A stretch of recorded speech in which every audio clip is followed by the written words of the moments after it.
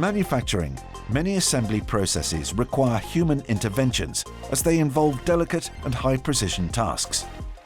Many of these costly processes are therefore outsourced to cost-effective countries. By robotising these parts of the process, we will be able to keep the process in one place without compromising on quality or costs. However, the control process of a robotic gripper is often complex. In addition, existing state-of-the-art solutions for haptically learned interactions are limited to grasping and holding only, without advanced manipulation.